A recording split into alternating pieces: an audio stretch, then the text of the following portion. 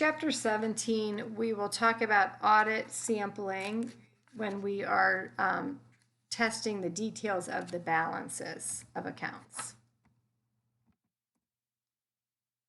So the audit sampling for the test of details of balances, and we're not going to cover this entire chapter because some of it gets into some real statistical stuff. So we only cover it up through objective 3. So we're going to state the objective to determine that the balance that we're auditing is fairly stated. Decide whether audit sampling applies. Define the misstatement conditions. And again, this is always, now that we're in the details of the balances, it's always a dollar amount. Define the population, and we may also stratify that population by dollar amount. Define the sampling unit, and then specify the tolerable misstatement. So if we have a higher tolerable level, then we can take lower sample sizes. If we have a lower tolerable level, we're going to take more samples, higher sample sizes. We want to specify the acceptable risk of incorrect acceptance, so that's abbreviated ARIA, and that is also an inverse relationship. So the higher the acceptable risk, the smaller the sample size. We want to estimate the misstatement in the population. So if we have a higher estimate of misstatement, we're going to take a higher sample size because we're expecting there to be misstatements. So we want to know or feel comfortable that the sample is going to represent the population. Determine that initial sample size. So the same procedures, except we're focusing on our dollar amount. And the monetary, we're going to get into this, the monetary unit sampling is going to be the population dollar amount divided by the sample size. So then that's going to, and then I think another slide will tell us how we compute the sample size. But so that monetary unit sampling is in section 3. Then we'll select the sample, and then we'll perform the audit procedures, and then look at any discrepancies or misstatements that we find. We'll generalize then that sample to our overall population. So we calculate a ratio where it's our dollar of error that we find divided by the dollar of the sample size to give us a percentage. So then there'd be like maybe a 2% error or a 3% error. And then we're going to multiply that by the total population to figure out the dollar amount of the error. And then that we'll compare that to what's our tolerable misstatement. So again, the tolerable misstatement is like normally a certain dollar amount associated with the total account value. So if, say it's $1 million and we think, okay, well, we have a dollar error or a tolerable error of 75,000.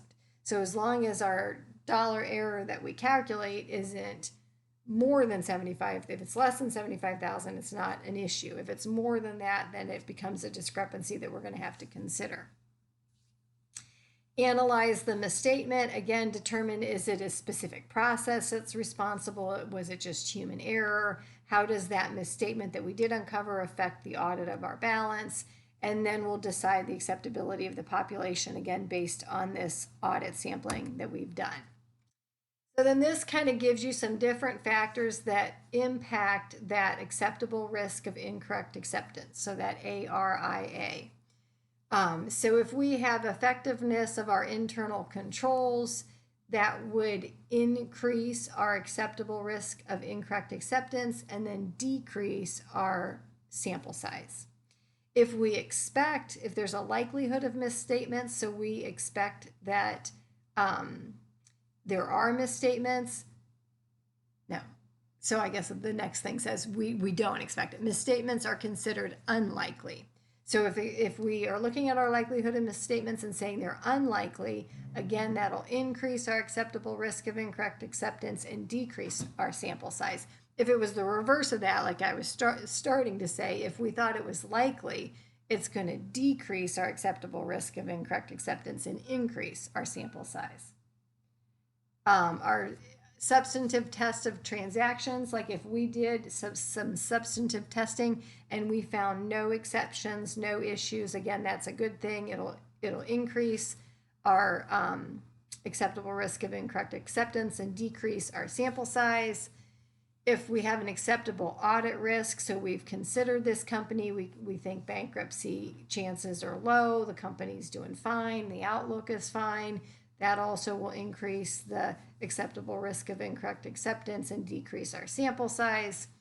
If our substantive analytical procedures were performed and there was no issue, that will also increase our acceptable risk and then decrease our sample size. So these were all favorable ones. Again, you could reverse all of these and then it'd be the opposite. Then that's going to decrease our acceptable risk of incorrect acceptance and increase our sample size. So now when we find a misstatement, so we've taken a sample and we've gotten the results back, and there's some sort of misstatement or error.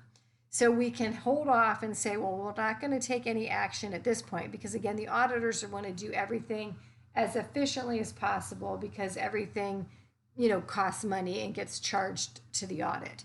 So if they could wait to see, okay, well, let's consider the other parts of the audit. So even though we found misstatement here, could that be offset in another part or not compounded in another part? So maybe we don't have to take any further action, or we could determine what type of action we will take, once we know the status of the other areas.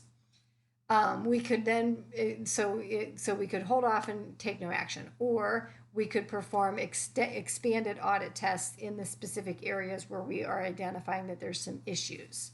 So we could increase our sample size.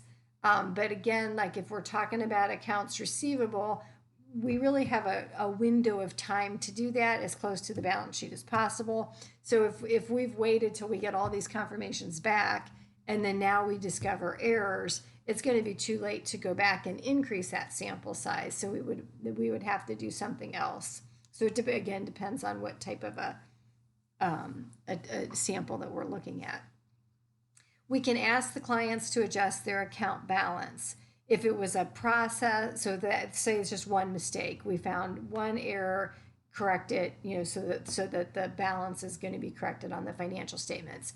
Say it's a process error in their process, in their system. Maybe they had something that wasn't quantity times price extension wasn't working out. They've got to correct that whole population before the audit is completed.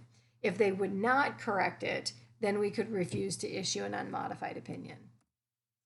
So then the third section deals with this monetary unit sampling, which is statistical. So we're getting into, more, statistics, and then sections 4 and 5 get into even more statistics. So we're just going to stop with the monetary unit sampling because it's the most commonly used statistical method. And we're talking again about dollars. So a sampling unit is going to be $1 in the account balance.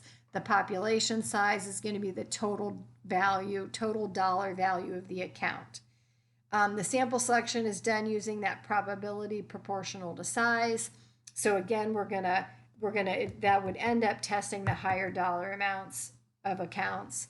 The negative or the drawback of it is that probability proportional to size is not going to pick any invoices that are 0 or any invoices that are negative. And sometimes the auditors may want to include some of those just because, especially like the negatives, like what's up with that. And then even the zeros, I guess, if there's just no sales, but they may want to throw a couple of those in.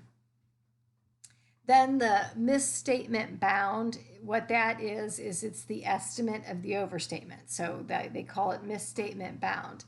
And then the sample size is going to be calculated by taking the confidence factor, which is in a table in your book, and then dividing that by the tolerable misstatement. So again, a little more mathematical. So the advantages of it is that it increases the likelihood of selecting those higher dollar items.